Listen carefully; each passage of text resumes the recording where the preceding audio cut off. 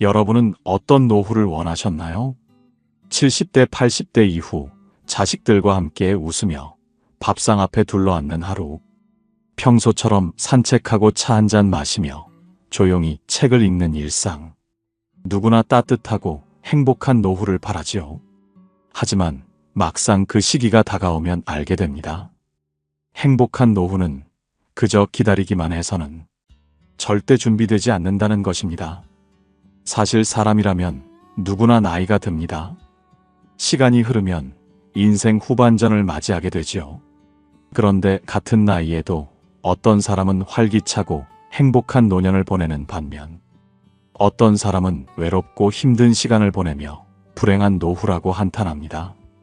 사실 이 차이를 만드는 것은 돈이나 건강뿐만이 아닙니다. 바로 인생 이막을 위한 준비이지요. 나이 들어 몸이 예전 같지 않고 약 먹는 횟수가 늘어나고 혼자 있는 시간이 길어지면서 우리는 어느 순간 이렇게 생각하게 됩니다. 나는 앞으로 어디에서 누구와 어떻게 살아야 할까? 자식들에게 의지해도 되는 걸까? 혼자 살아도 괜찮은 걸까? 요양원에 가야 하는 걸까? 이것은 노후에는 단순한 선택의 문제가 아닙니다. 특히 만약 지금 70세 이상, 80세 이상인 분들이라면 한 번쯤 꼭 생각해 봐야 하지요. 인간으로서의 존엄과 자유 그리고 내가 나로서 살아갈 수 있느냐의 문제이기 때문입니다. 이야기를 시작하기에 앞서 부탁드리고 싶은 것이 있습니다. 이것은 남의 일이 아니라 누구에게나 언젠가는 내 일이 될 수 있다는 마음으로 들어주셨으면 합니다. 어쩌면 이미 그 시간을 살고 계신 분도 있을 것이고 아직 앞두고 있는 분도 계실 텐데요. 오늘 전해드릴 이야기가 여러분 삶의 방향을 다시 한번 생각해보는 작은 계기가 되어 행복한 노후를 누리셨으면 좋겠습니다. 듣기 전 구독과 좋아요, 알림 설정은 항상 큰 힘이 됩니다. 나이가 들면 누구나 비슷한 고민을 시작하게 됩니다. 이제는 어디서 살아야 하나? 누구의 손을 빌려야 하나? 그리고 가장 중요한 질문 하나. 내가 과연 사람답게 늙어갈 수 있을까라는 물음이죠. 많은 분들이 선택 앞에서 세 가지 길을 떠올리십니다. 첫째는 자녀와 함께 사는 것입니다. 둘째는 간병인을 고용하는 방법이고 셋째는 요양원에 입소하는 것입니다. 얼핏 보면 뚜렷하고 간단한 길 같지만 실제로 그 길을 걸어본 분들은 잘 아십니다.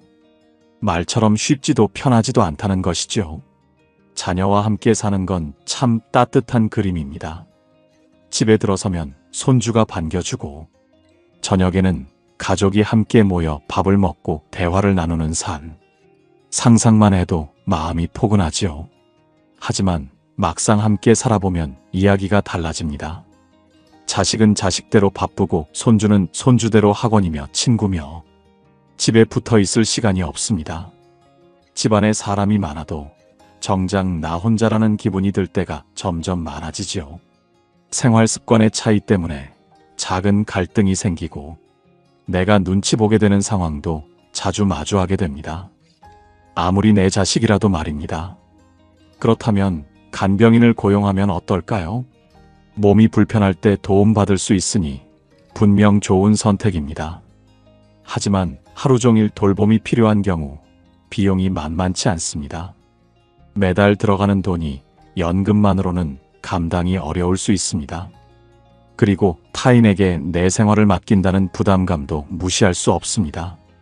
처음엔 괜찮다가도 점점 불편해지는 일이 생기고 사소한 습관 차이도 마음에 걸리기 시작합니다. 마지막은 요양원 입소입니다. 정해진 시간에 식사하고 약 먹고 운동도 하며 하루를 일정하게 보내니 안전하다고 말하는 분들도 계십니다. 의료진이 상주하니 혹시 모를 위급 상황에도 대처가 빠릅니다. 하지만 거기엔 자유가 없습니다. 내가 가고 싶은 곳을 마음대로 갈 수도 없고 먹고 싶은 걸 마음대로 먹을 수도 없습니다. 내 방이 있어도 그건 진짜 내 공간이 아닙니다. 익숙했던 집을 떠나 낯선 곳에서 살아야 한다는 것은 많은 어르신들에게 큰 두려움이죠. 이 세 가지 길 모두 나름의 장점이 있지만 행복한 노후를 위한 완벽한 해답을 찾는 것은 내가 선택해야 한다는 것입니다. 요즘은 이런 생각을 하게 됩니다. 그렇다면 스스로 살아갈 수 있는 방법은 없을까? 내가 원하고 내가 선택한 노후를 살 수는 없는 걸까? 이런 생각이 드실 텐데요. 이제부터 그 물음에 대한 실제 이야기를 들려드리겠습니다. 제가 만난 김영수 어르신은 올해 82세입니다. 5년 전 아내를 위암으로 먼저 떠나보내고 홀로 지내오셨는데요. 처음엔 혼자서도 잘 지낼 수 있다고 생각하셨지요. 아침엔 직접 밥을 챙겨 드시고 오후엔 근처 공원을 산책하며 시간을 보내셨습니다. 주말이면 아들과 딸이 찾아와 반찬을 넣어드리고 손주들이 안아주기도 했습니다. 하지만 그 평범한 일상이 점점 균열을 보이기 시작한 것은 작고 반복되는 이상한 일들이 쌓이면서부터였습니다. 약을 먹었는지 기억나지 않아 2번 삼킨 날도 있었고 가스레인지를 끄고도 껐는지 몰라 하루 종일 불안에 떨었습니다.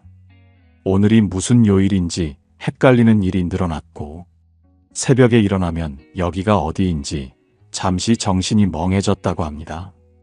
관절 통증도 심해졌고 손가락이 아파 젓가락질도 버거워졌지요. 그렇게 혼자 있는 시간이 무서워지기 시작하셨습니다. 결정적인 계기는 화장실에서의 낙상이었습니다. 너무 아파서 일어날 수조차 없었고 다행히 옆에 있던 휴대폰으로 간신히 도움을 청해 병원으로 실려가셨습니다. 그날 이후 어르신은 처음으로 스스로에게 물었습니다. 나 정말 이대로 혼자 살아도 되는 걸까? 사실 나이가 들면 골다공증으로 인한 사망도 적지 않았기 때문에 더 걱정이 들었지요. 지금은 한 번일 수 있지만 이런 일이 반복된다면 불행한 노후가 찾아올 것이었습니다. 그래서 결국 병원을 찾게 되었는데요. 병원에서의 검사 결과는 고관절 골절과 초기 경도인지 장애였습니다. 다행히 수술은 피했지만 회복에는 시간이 꽤나 걸렸고 무엇보다 혼자 살기에는 인지 기능 저하가 문제였습니다. 결국 아들과 딸은 요양시설 입소를 권유했습니다. 어르신은 망설였지만 마침내 받아들였습니다. 자식들에게 부담을 주고 싶지 않다는 마음 때문이었지요. 가족과 상의 끝에 비교적 시설이 좋고 프로그램도 다양하다는 평가를 받은 수도권의 한 요양원에 입소하게 되었는데요. 입소 초기 어르신은 차분하게 적응해 보려 하셨습니다. 시설도 깨끗했고 식사도 제 시간에 나왔습니다. 직원들은 처음에는 웃으며 대해주었고 방에는 동년배 어르신들도 계셨습니다. 그렇게 며칠은 괜찮았습니다. 하지만 시간이 지나면서 어르신은 조금씩 말을 줄이기 시작하셨고 표정도 무거워졌습니다. 병실 안에는 늘 사람이 있었지만 대화는 없었습니다. 식당에서도 마찬가지였습니다. 테이블에 여러 명이 둘러앉아도 오가는 말은 없었고 그저 숟가락 소리와 TV 소리만 흘렀지요. 그분이 저에게 처음 이런 말씀을 하신 건 입소한 지 2달 정도 지났을 때였습니다. 내가 살아있다는 느낌이 점점 줄어듭니다. 시간표대로 움직이는데 무슨 생각을 하든 중요하지가 않아요. 가장 괴로웠던 것은 자유가 없다는 점이었습니다. 아침 6시 기상, 7시 식사 10시 프로그램, 12시 점심, 오후 프로그램, 6시 저녁 9시 취침. 하루가 시계처럼 흘렀고 그 시계를 누가 설정했는지도 모른 채 그 틀 안에서 움직여야 했습니다. 늦잠을 잘 수도 없고 산책을 마음대로 나갈 수도 없었습니다. 식사는 더욱 힘들었다고 합니다. 밥을 먹는 게 아니라 주어진 음식을 처리하는 기분이었다고 하지요. 어르신은 천천히 꼭꼭 씹어 먹는 습관이 있었지만 직원은 서둘러 식사를 마치게 했습니다. 다음 식사를 준비해야 한다는 이유였지요. 심지어 자신을 이름으로 부르는 것이 아닌 205호 어르신으로 부를 때에는 스스로가 정체성을 잃고 숫자 하나로 줄어든 것 같은 기분이 들었다고 말씀하셨습니다. 그날 밤 어르신은 아들에게 전화를 걸었습니다. 나 좀 꺼내줘. 요양원에 더는 못 있겠다. 사는 게 아니야. 내가 하고 싶은 것도 제대로 못하고 밥도 제대로 못 먹어. 어제는 옆방 할머니가 돌아가셨는데 아무도 크게 신경 쓰지 않더라. 나도 그렇게 조용히 사라질까봐 너무 두려운 마음이 든다. 그 전화에는 이곳에서 자신이 인간답게 살 수 없다는 생각이 들어 있었습니다. 그렇다고 해서 요양원이 특별히 나쁜 곳이었던 건 아닙니다. 프로그램도 있었고 직원도 최선을 다했으며 규정도 지켜졌지요. 그러나 그 모든 것에도 불구하고 외부에 나가지도 못하고 선택을 할 수 있는 선택권이 없으니 삶의 감각이 사라지고 있었습니다. 아무도 말을 걸지 않고 아무도 말을 들어주지 않고 모든 일정이 외부에서 주어진 삶. 어르신은 말했습니다. 내가 누군지도 점점 잊혀가는 기분이었어요. 나는 그냥 요양원 한 자리를 차지하고 있는 이름 모를 어르신일 뿐이었지요. 누군가는 이렇게 말할 수 있습니다. 그런데 요양원이 없다면 정말 중증 환자 노인들은 어떻게 하나요? 맞습니다. 요양원은 분명 누군가에게 필요한 공간입니다. 실제로 몸이 불편하거나 치매가 심한 어르신에게는 중요한 보호시설이죠. 저 역시 그것을 부정하지 않습니다. 다만 우리가 잊지 말아야 할 것은 요양원은 대안이지 목적지가 되어서는 안 된다는 것입니다. 만약 70대 이후, 80대 이후, 아니 죽기 전까지도 건강이 허락하고 의지가 있다면 자립할 수 있는 방법을 끝까지 찾아보는 것이 진정한 노후의 존엄을 지키고 행복한 노후를 보낼 수 있는 길이지요. 결국 어르신은 결심을 하신 것과 마찬가지입니다. 요양원이라는 이곳은 내 자리가 아니라는 것이죠. 그리고 아직까지는 치료에 최선을 다하며 다시 한번 내 삶을 내 힘으로 살아보고 싶다는 목소리였습니다. 이렇게 김영수 어르신이 요양원에서 다시 나오기로 결심한 것은 단순한 감정의 충동이 아니었습니다. 오랜 고민 끝에 내린 행복한 노후를 위한 선택이었지요. 하루하루 정해진 시간표대로 움직이며 자신이 점점 무색무취해지는 느낌. 그것이 정말 무서웠고 그 속에서 깨달았다고 합니다. 지금 나는 살아있는 것이 아니라 그냥 존재하고 있는 거구나. 결심은 분명했지만 문제는 실행이었습니다. 병원에서의 진단은 분명히 말하고 있었죠.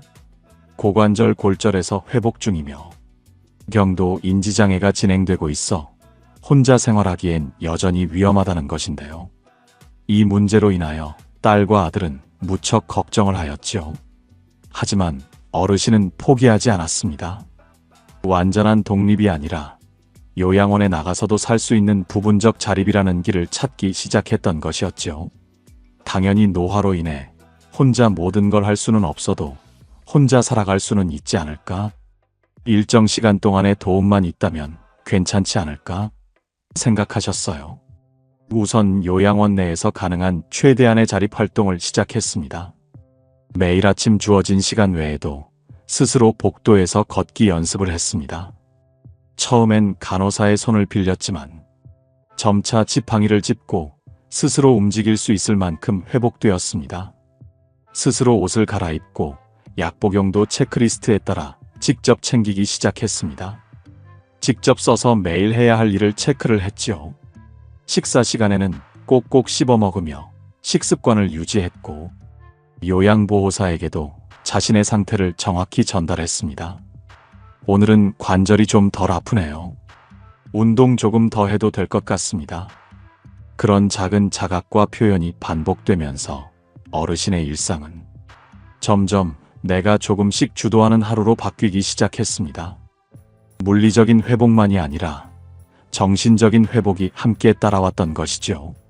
하지만 요양원을 나가려면 또 하나 넘어야 할 산이 있었습니다. 가족의 동의였습니다. 어르신의 딸과 아들은 아버지를 걱정하는 마음이 컸습니다. 특히 딸은 아버지가 다시 넘어지시면 어쩌지요? 혼자 계시다 응급 상황이 생기면 저희가 도와드릴 수 없어요라고 말하며 요양원 생활을 유지해보자고 설득했습니다. 그때 어르신은 전문가의 조언을 구했습니다. 장기요양보험 등급이 여전히 유효하다면 집에서도 요양보호사의 방문 서비스를 받을 수 있다는 사실을 알고 있었던 것입니다. 하루 3시간 내외 요양보호사가 집으로 와서 식사 준비, 청소, 간단한 케어를 도와주는 방문 요양 서비스가 있었지요. 이 일을 통해 자신이 다시 집에서 생활할 수 있음을 보여주고 싶었던 것입니다. 어르신은 자녀들과의 대화를 주도적으로 이끌기 시작했습니다. 자신의 일상 회복 정도를 설명했고 방문 요양 서비스에 대해 직접 공단에 전화해 안내 자료를 받아 보여주었습니다. 나는 아직도 할 수 있는 게 많다. 혼자 살 수 있는 방법이 없는 게 아니라 우리가 그걸 모르고 있었을 뿐이야. 결국 가족들도 어르신의 생각에 손발을 들었습니다. 어르신의 의지를 존중하기로 결정한 것이죠. 대신 조건이 있었습니다. 첫째, 요양보호사 방문은 반드시 받을 것. 둘째, 약 복용과 운동 등은 철저히 지킬 것. 셋째, 일주일에 한 번 이상 가족과 통화하거나 방문 일정을 가질 것. 어르신은 흔쾌히 수락했습니다. 퇴소 전날 밤, 그는 요양원 창가에 앉아 조용히 밖을 내다보며 이렇게 말했습니다. 5개월 동안 이곳에서 많은 걸 배웠습니다. 내가 왜 나 자신을 놓아서는 안 되는지를 말이지요. 그리고 사람에게 있어서 자유라는 게 왜 중요한지를 알았어요. 그리고 늙었다고 해서 꼭 누군가에게 의존해야만 하는 것은 아니지요. 내가 내 삶을 선택하는 것이 더욱 행복한 노후일 것입니다. 어르신은 다시 집으로 돌아왔습니다. 물론 방문 요양보호사와의 첫날은 어색했지만 곧 익숙해졌고 무엇보다 원래 내 집안 곳곳에 있는 익숙한 냄새와 물건들이 다시 살아있는 사람으로 만들어 주었지요. 냉장고를 열었을 때 반찬이 들어있고 벽에 걸린 가족 사진이 그를 반겼습니다. 이후에도 어르신은 매일 규칙적인 생활을 유지하며 요양보호사의 도움을 받아 식사를 준비하고 약을 복용했습니다. 오후에는 절대 무리하지 않으며 천천히 동네를 산책했고 신문을 읽고 메모도 스스로 했습니다. 스스로 할 수 있는 것과 도움받아야 하는 것을 분명히 구분하며 자립과 의존의 균형을 만들어갔죠. 어르신은 이렇게 말하십니다. 요양원이 나쁜 곳은 아닙니다. 필요한 분들에게는 정말 중요한 공간이죠. 하지만 저에게는 돌봄의 장소가 아닌 내려놓음의 장소였어요. 내 이름 석자가 아닌 방 번호로 불리는 살보다는 내 발로 내 문을 열 수 있는 삶이 더 좋았습니다. 어르신은 요양원을 떠나 스스로 선택한 일상 속에서 다시 자신을 찾아가고 있었습니다. 그는 누구에게 기대지 않으면서도 무너지지 않는 노후를 살고 있었지요. 그것이 바로 혼자여도 함께하는 삶의 시작이었습니다. 그렇다면 요양원 안 가려면 어떻게 하는 것이 현실적으로 좋을지 생각이 깊어지실 텐데요. 여기 새로운 방식으로 살아가시는 또 다른 어르신이 계십니다. 끝까지 한번 함께 볼까요? 김영수 어르신이 다시 집으로 돌아가 자립적인 삶을 시작한 이후 또 다른 어르신의 삶에서 또 하나의 노후 대안을 보게 되었는데요. 바로 혼자가 아닌 어르신들끼리 함께 사는 시니어 공동체라는 방식이었습니다. 사실 이것은 아직까지 엄청 흔한 방식이 아니어서 잘 모르는 분들도 정말 많습니다. 이병호 어르신은 올해 75세입니다. 은행에서 30년 넘게 일하시고 정년 퇴직 후엔 자녀 뒷바라지하며 시간을 보내셨지요. 특히 최근까지는 손주를 돌보며 키우는데 한몫하셨다고 하는데요. 이제는 많이 커서 딸은 해외에서 근무 중이고 손주는 대학 기숙사에서 생활한다고 하셨습니다. 그러다 보니 실질적으로는 홀로 지내는 시간이 대부분이었죠. 한때는 집안일도 식사도 장보기까지 모두 혼자 해내셨습니다. 그런데 몇 년 전부터 허리 디스크 통증이 심해지면서 몸을 움직이는 것은 점점 버거워졌습니다. 외출은 물론이고 간단한 세탁이나 조리도 힘겨운 일이 되었지요. 처음엔 간병인을 부르는 걸 고민하셨습니다. 그러나 비용 부담이 컸고 무엇보다 낯선 이와 하루 종일 한 공간에 있어야 한다는 불편함이 컸습니다. 요양원은 아예 고려하지 않으셨습니다. 김영수 어르신처럼 이병호 어르신도 내 집에서 사는 것이 노후의 기본 권리라고 생각하고 계셨기 때문이죠. 그러던 중 어느 날 우연히 TV에서 방영된 다큐멘터리를 보게 되셨습니다. 한국보다 고령화 사회를 일찍 맞은 일본과 유럽에서 확산 중인 시니어 쉐어하우스에 대한 내용이었습니다. 혼자 사는 노인들이 한 집에 모여 방은 따로 사용하되 거실과 부엌은 함께 쓰고 각자의 장점을 살려 서로의 노후를 돕는 공동체 생활이었는데요. 이 어르신은 다큐멘터리를 보며 이렇게 생각하셨다고 합니다. 그래, 사회에 점차 나 같은 사람이 많아질 테고 이미 많을 텐데 왜 우리는 따로따로 외롭게 살아야 하지? 그때부터 그는 직접 이웃 어르신 몇 분과 대화를 나누기 시작했습니다. 가까운 지인의 소개로 정미숙 할머니와 유영식 할아버지, 박영우 할아버지를 알게 되었고 서로의 조건을 맞춰보기로 했습니다. 유영식 할아버지는 요리 솜씨가 좋았지만 서울에서 혼자 살기엔 월세 부담이 컸고 정미숙 할머니는 간호사 출신이라 건강관리 지식이 풍부했습니다. 박영우 할아버지는 조용한 성격의 독서가였지만 밤낮이 바뀐 생활 때문에 가족과 함께 살기 어려운 상황이었습니다. 서로를 이해하고 조율하는 과정을 거쳐 이 네 분은 작지만 넓은 다세대 주택의 2층을 함께 임대해 공동생활을 시작했습니다. 각자 개인 방을 사용하고 거실과 주방, 화장실은 공유했지요. 생활비는 공동 관리하며 식사 준비와 청소는 돌아가며 분담했습니다. 그리고 무조건적인 간섭은 하지 않되 응급 상황이나 도움이 필요한 경우는 즉시 돕는다는 원칙을 세웠습니다. 당연히 생활 패턴이 완전 똑같지는 않았기 때문일까요? 처음에는 분명 마찰도 있었습니다. 이병호 어르신은 아침형 인간으로 새벽 6시만 되면 라디오를 켜는 습관이 있었고 박영우 할아버지는 밤늦게까지 책을 읽으며 생활하셨습니다. 유영식 할아버지는 부엌에서 긴 시간 요리를 하다 보니 식사 시간이 늘어졌고 정미숙 할머니는 청결과 위생에 매우 민감한 편이었습니다. 하지만 서로의 생활 방식을 이해하고 적응하려는 노력이 이어졌습니다. 다툼보다는 협의가 많아졌고 점차 서로의 장점을 발견하기 시작했죠. 요리를 잘하시는 어르신의 요리 솜씨는 공동체의 식탁을 풍성하게 만들었고 정미숙 할머니는 매주 혈압 체크와 영양 상담을 맡아서 해주셨습니다. 또 책을 좋아하는 박영우 할아버지는 영어가 능통해 해외 건강 정보를 번역해 공유했고 이병호 어르신은 오랜 은행 생활 경험을 살려 공동생활 예산을 꼼꼼히 관리하며 2주에 한 번은 잠시라도 이야기를 건네는 시간을 가졌지요. 생활이 안정되자 이들은 한 단계 더 나아가 마당 한켠에 작은 텃밭을 만들었습니다. 유기농 채소를 함께 키우며 식비를 절약했고 남는 채소는 소규모 장터에 내다 팔아 소소한 수익도 얻었습니다. 무엇보다도 중요한 변화는 이 공동체 안에서 역할이 생겼다는 것이었습니다.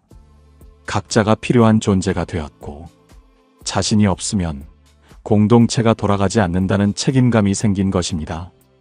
이렇게 6개월쯤 지나자 그들의 소식은 동네 노인정과 지역 복지센터에도 전해졌고 노인의 새로운 가족 형태로 소개되기도 했습니다. 이들을 보고 영감을 얻은 또 다른 어르신들이 2~3명씩 함께 모여 공동체 생활을 시도했고 실제로 유사한 형태의 시니어 쉐어하우스가 근처에 몇 곳 더 생겨났지요. 이병호 어르신은 그때 이렇게 말씀하셨습니다. 젊을 땐 내가 혼자 사는 것만이 자유라고 생각했어요. 그런데 나이 들어보니 진짜 자유는 외로움을 나눌 사람이 있을 때 생기더라고요. 이 이야기를 전하며 우리는 함께 생각해 보게 됩니다. 과연 요양원처럼 노년의 삶은 반드시 누군가에게 의지해야만 성립하는 구조일까? 아니겠지요? 때로는 자식보다 가까운 이웃이 될 수도 있고, 피보다 진한 공동체를 새로 만들어갈 수도 있습니다. 이렇게 노후에 꼭 필요한 건 완전한 독립이 아니라 서로 기대며 존엄을 지키는 관계입니다. 나이가 들수록 중요한 것은 관계이고, 그 관계를 통해 서로의 건강과 마음을 붙들어주는 것이야말로 진정한 복지라는 생각이 듭니다. 김영수 어르신은 요양원에서 다시 집으로 돌아와 요양보호사의 도움을 받으며 혼자 사는 삶을 선택하셨고, 이병호 어르신은 비슷한 처지의 이들과 함께 살아가는 공동체를 선택하셨습니다. 두 방식은 다르지만 공통점은 있습니다. 바로 주도권을 스스로 선택했다는 것이죠. 이제 70대, 80대 이후를 향해 가는 우리는 스스로에게 물어야 할 때입니다. 나에게 맞는 노후는 무엇일까? 나는 어디에서 누구와 어떤 삶을 살아야 행복할까? 사실 노후에 들어서면 많은 분들이 말합니다. 몸도 약해지고 기억도 흐릿해지고 점점 할 수 있는 게 줄어든다고요. 맞는 말입니다. 하지만 수많은 어르신들을 만나며 다른 진실도 함께 보았습니다. 나이 들면 단지 사라지는 것이 아니라 더 많이 보이게 된다는 것입니다. 사람의 진심이 보이고 가족의 거리감이 느껴지고 무엇이 소중한지 분명해지고 가장 나다웠던 순간이 언제였는지 선명히 떠오릅니다. 김영수 어르신은 요양원을 나와 집으로 돌아오며 말씀하셨습니다. 이제야 내가 다시 내 삶을 살고 있다는 게 느껴져요. 이병호 어르신은 공동체 안에서 역할을 맡으며 말하셨습니다. 내가 여전히 누군가에게 필요한 존재라는 걸 알게 되었지요. 그 두 어르신은 우리에게 묻고 있습니다. 여러분은 지금 누구의 인생을 살고 있습니까? 지금의 선택이 여러분의 노후를 어떤 방향으로 이끌고 있습니까? 행복한 노후는 특별한 무언가로 이루어지는 것은 아닙니다. 거창한 준비나 돈만으로 완성되지 않습니다. 중요한 것은 지금 내가 주도권을 가지고 있는가, 내 삶을 내가 선택하고 있는가 하는 점입니다. 지금부터라도 늦지 않았습니다. 내 몸을 돌보고 내 일상을 설계하며 가장 나다운 노후를 시작할 수 있습니다. 나이가 들수록 우리는 약해지는 것이 아니라 삶의 본질에 가까워지는 것입니다. 그리고 그곳엔 조용하지만 확실한 행복이 기다리고 있습니다. 그렇다면 이제 이쯤에서 잠시 멈춰서서 스스로에게 물어보셔야 합니다. 앞선 방식을 듣고 나니 나는 어떤 노후를 꿈꾸고 있었는가? 그 꿈은 지금 어느 정도 현실에 가까워져 있는가? 그리고 지금 내가 살아가는 모습은 그 꿈과 같은 방향을 향하고 있는가? 혹시 이런 생각에 머무르고 계시지는 않으신가요? 모르겠다. 그땐 자식들이 알아서 하겠지. 몸이 안 따라주면 어쩔 수 없지. 이 나이에 새롭게 뭘 하겠어. 하지만 저는 수없이 많은 어르신들을 만나며 깨달았습니다. 지금 이 순간이야말로 가장 중요한 선택의 시간이라는 사실이지요. 여러분이 어떤 결정을 내리느냐에 따라 여러분의 노후는 견디는 불행한 노후가 될 수도 있고 살아가는 행복한 노후가 될 수도 있습니다. 지금부터라도 늦지 않았습니다. 몸을 돌보는 것부터, 생활 습관을 정비하는 것부터, 내 삶의 우선순위를 다시 세우는 것부터 지금부터 하시면 됩니다. 그리고 스스로가 가장 먼저 해야 할 질문은 이것입니다. 나는 어디에서 누구와 어떻게 살아가고 싶은가? 그리고 그 삶을 위해 지금 현재는 무엇을 준비하고 있는가? 이 질문에 대한 답을 스스로 내리고 결정한다면 노후는 마냥 두렵지 않습니다. 여러분의 삶은 아직 충분히 변화할 수 있고 행복해질 수 있습니다. 스스로를 위해 이제 진짜 삶의 방향을 정해보시면 어떨까요? 오늘 이야기가 여러분들께 도움이 되셨다면 주변의 소중한 분들에게도 알려주세요. 이상으로 인생의 지혜였습니다. 항상 여러분의 행복한 노후를 응원합니다. 구독과 좋아요, 알림 설정, 그리고 여러분의 경험이 담긴 따뜻한 댓글은 언제나 큰 힘이 됩니다. 감사합니다. 사랑합니다. 행복하세요.